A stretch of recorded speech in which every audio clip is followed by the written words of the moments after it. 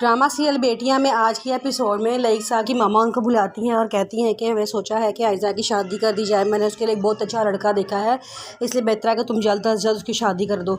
जिस पर वो लईसा कहते हैं नहीं, मेरा ऐसा ख्याल नहीं है, मैं चाहता हूँ कि आयज़ा को पढ़ाऊँ और दोबारा यूनिवर्सिटी जाने दिया जाए। नगमा बहुत गुस्सा होती है और कहती है कि आपने क्या दोबारा उसको यूनिवर्सिटी भेजने का सोचा छोड़ दिया है?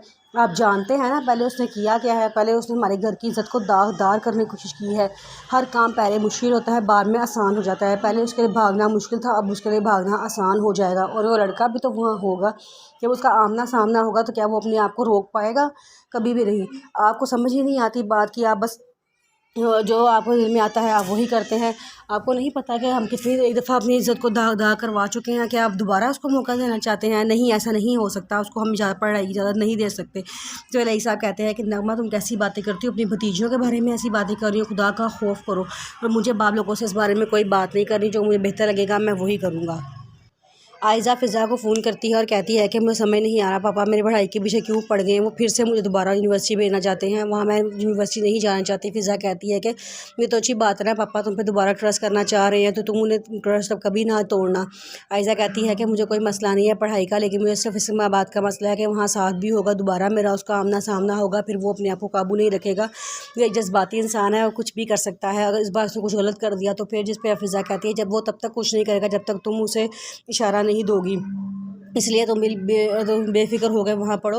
उसकी मामा वो फ़िज़ा कहती है कि नहीं नहीं तुम बेफ़िक्र हो जाओ, कुछ ऐसा नहीं होता। आयज़ा कहती है कि नहीं आप ही, मुझे खौफ आता है कि लोगों ने पहले मुझे इतनी बातें बनाई हैं, मेरे बाप के लिए बड़ी मुश्किलें खड़ी की हैं, मैं तो पढ़ाई के नाम से ही डर गई हूँ। लेकिन फ़िज़ा उसे बहुत समझाती है, कहती है कि तुम परेशान ना हो, तुम पढ़ाई शुरू करो। जिस पे आयज़ा कहती है बस मैं रहता है दुआ करती हूँ जैसे आपकी मुश्किलें आसान हो गई हैं ऐसे मेरी भी मुश्किलें आसान हो जाएँ।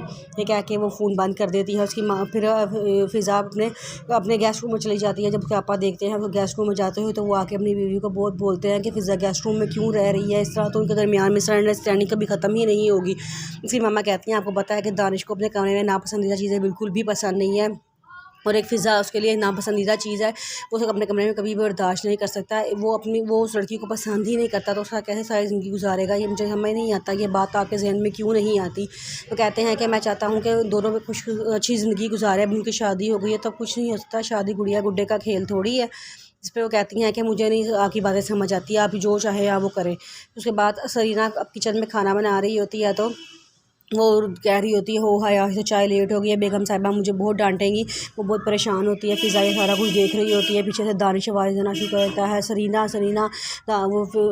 सरीना कहती है मैं पता नहीं आज दानिश साहब को सुबह सुबह क्या हो गया है। वो फटाफट पीछे पीछे जाती है देखने के लिए, तो दानिश साहब उसे कहते हैं ये कपड़े क्यों नहीं तुमने प्रेस करके रखे हो, चलो मेरे कपड़े फटाफट प्रेस करो, 10 मिनट के अंदर मेरे कपड़े मुझे प्रेस चाहिए।